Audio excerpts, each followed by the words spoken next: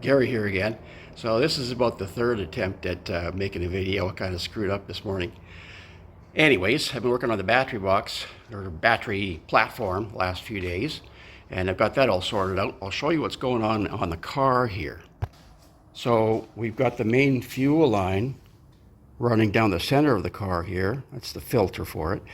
The battery will be sitting sort of over top of the fuel lines. So I have to make a platform that's going to raise it up like about an inch and a quarter or something like that, so that I can get it over top of the fuel line. It'll mount onto the existing tabs here. And so what it does, it's made up of about 3 pieces here. This is the base part, and it will be cut out right here for the fuel line, both sides.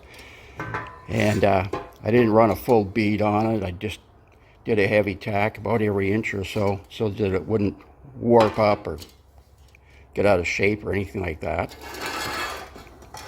So this is the base, and then on top of that, this piece fits on there like that. So what's nice about this is it's really easy to take off and put on. Plus I can modify this top part to whatever size battery, or if I have to put a battery box according to the rules or whatever, then I can make it a little larger to fit a battery box. So it'll have 2 3/8 nuts welded on it right here, and then it'll use a 3/8 rod with a top strap that holds the battery into there. So it comes apart pretty easy, so should be pretty good. We're slowly moving ahead with the car here. We did a bunch of welding the other night. Got the fire bottles all welded onto the frame. We still got to weld the brackets for the cable on both sides. Got to make a couple little straps for that. The car's fuel system is all done. Main line, the feed lines to the barrel valve, all that stuff is all done now. All tightened up. I'm just working on the electrical.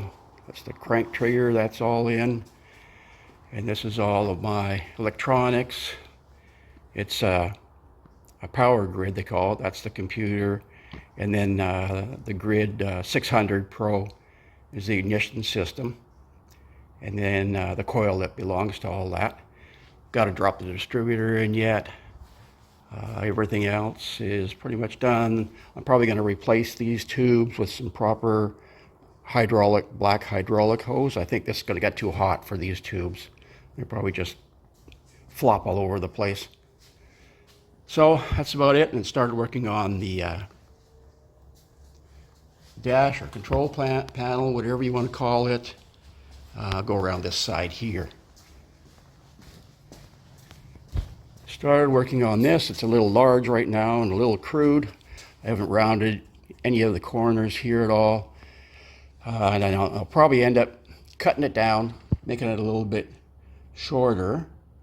But it's much easier to cut it down than it is to make it larger if you need to fit another gauge in there. So not too concerned about cutting it down just right yet. All the switches are on the steering wheel. So we've got, this is start button, the ignition button, and then the burnout button and staging button, and the ignition boost button. These 2 lower buttons, they talk to this instrument panel, the race pack. So from in the car, I can change things fairly easily with the use of those 2 buttons. So that's kind of handy. Got the gas pedal pretty much in there. This bracket's in, the main bracket here is in. Got another little bracket that has to support this end. Has to go from here, and then it gets fastened down to this aluminum plate here. So it's coming along. I'm hoping we can get this thing fired up within the next week or 2. I've got all the oil, got the rear end oil, and transmission oil, and engine oil. So that's all good to go. Got a filter on the car. I got spark plugs. They're not installed yet.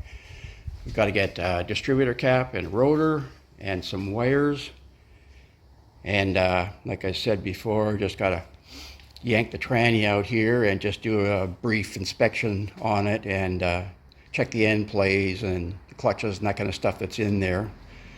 And before I go to the track, I'll totally tear it down and replace all the bushings and all that kind of stuff, just to make sure we don't destroy anything when we just fire this thing up. And I just would like to run it through the gears, get the rear end moving and all that kind of stuff.